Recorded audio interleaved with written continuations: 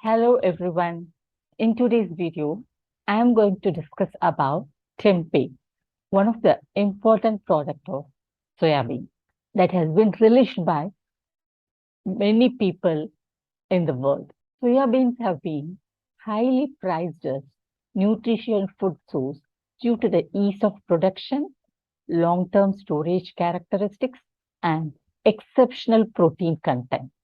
Soybean does not require much sun as well as much water. Hence, it can be easily grown on a large scale without any special requirement. Also, it can be stored for a long term after processing by removing its hull and also after milling process. And the highlight of soya bean is that it has an exceptional protein content as well as phytochemicals. These phytochemicals play an important role in the health of human beings. Among pulses and legumes, soybean alone is considered as a, a bean or a legume that contains all the essential amino acids. Though consumption of soybean is not much popular like any other bean in India, the consumption has a significant impact on health. The biological activity of soya is associated with the presence of proteins and the phytochemicals, flavones, and isoflavones.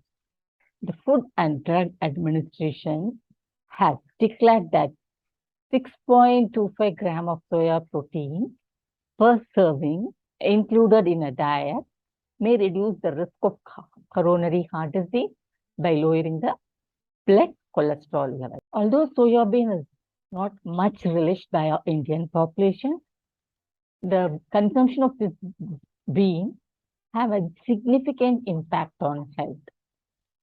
The biological activity, that is the therapeutic activity of soya bean, is associated due to the presence of the essential amino acids and phytochemicals like flavones, isoflavones, and many other such compounds.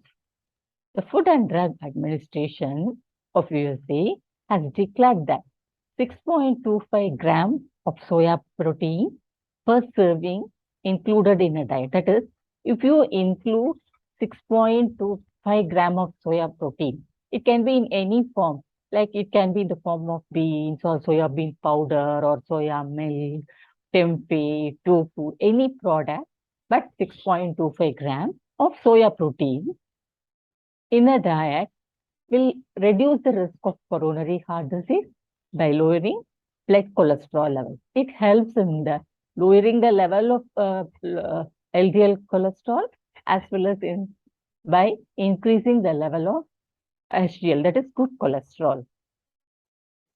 Soybeans are traditionally consumed in non-fermented and fermented forms. The non-fermented forms include soya milk, yuba. Yuba is nothing but thin protein film of soybean, tofu, and toasted soybean powders.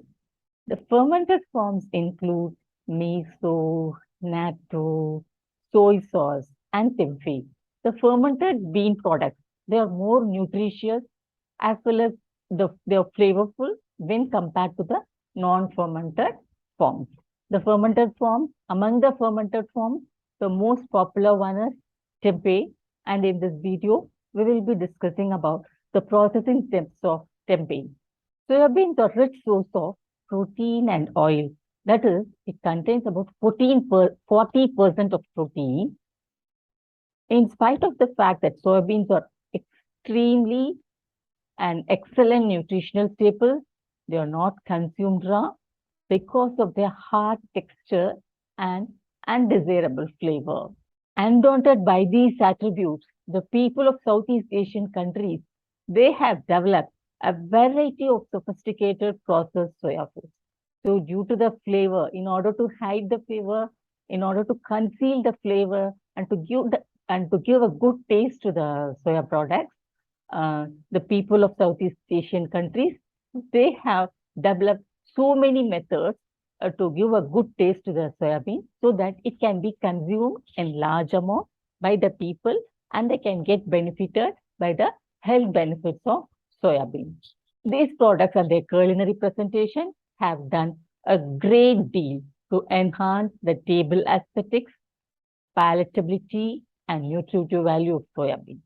Traditional soybean foods are classified into non-fermented foods, including regular, deep fried.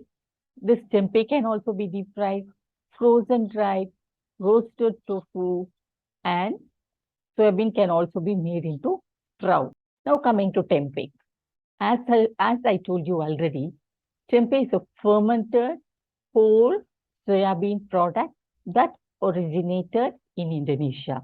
You have to keep it in mind that the whole soybean, that is the whole legume, is fermented. It is not powdered or it is not made into an extract. The whole bean is fermented by a type of organism. Preparation methods usually involves that is after the tempeh is produced, it can be fried like our vegetables, deep fat fried, or baked. It is also added to soup as cubes and in fast food as bread or as chunks, and is used as main meat replacement in main dishes. Now coming to the processing step of tempeh. So coming to the processing step, the preparation of tempeh. First, we need to clean soybean, remove any dust, stick particles, stones, thoroughly clean the soybean, and then soak it overnight.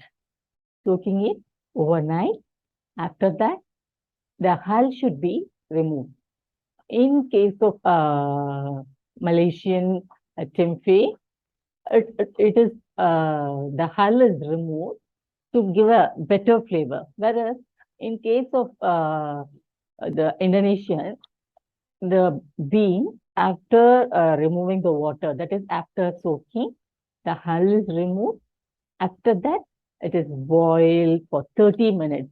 It is boiled for 30 minutes. The excess water is drained off and the beans are placed on a tray for inoculation with a piece of tempeh, that is a seed tempeh. Like the way we use curd for making of curd. A small amount of curd, we use it for making of the next day curd, to make fresh curd. Similarly, a piece of tempeh is used for inoculation, for fermentation, or fresh Rhizobus oligosporus. This is a fungi. Rhizobus oligosporus is a fungi. This can be added to the boiled soybean, boiled dry soybean. And then the beans are then allowed to ferment at a room temperature for 1 to 2 days at 30 to 32 degrees Celsius, not less than 20 hours. It should be fermented for 2 days, not less than 20 hours. During fermentation, what happens? Nothing. The whole white mold mycelium, that is the body of the rhizopus, covers the bean and binds all the other beans. That is, binds together, or it binds together all the soybean into a solid sheet. This mycelium spreads throughout the soybean in the form of thread, and it binds the whole soybean into a thick sheet, into a solid sheet, white color sheet. The tempeh sheet is then cut into smaller pieces, and since it is perishable, it is a perishable product. That is, it can be either frozen or it should be used immediately. Since it is a perishable product, it should be used that day itself or it should be frozen. If it is to be stored for future use, like some of the common methods, like if you want to store it for 6 months or 1 year, it can be blanched, sun-dried, or frozen. Tempeh is usually cooked before it is eaten. Raw tempeh Consumption of raw tempeh is not advised as the rhizobus may contain some toxins which might have an adverse effect of the human gut. This tempeh is added to soups and fast foods and is used as meat replacement. One of the main use of the tempeh is used as a meat substitute in large industries. So this is the picture of tempeh. You can see the whole soybean on which the white mycelium, that is the rhizophorus species, has extended its white mycelium throughout, and it has uh, covered the whole soybean, bound the soybean together into a large mass. So this large mass can be cut into pieces. It can be fried, deep fried. You can add masalas, curries, or you can put it in soup cubes. However, like you want to prepare, it can be made into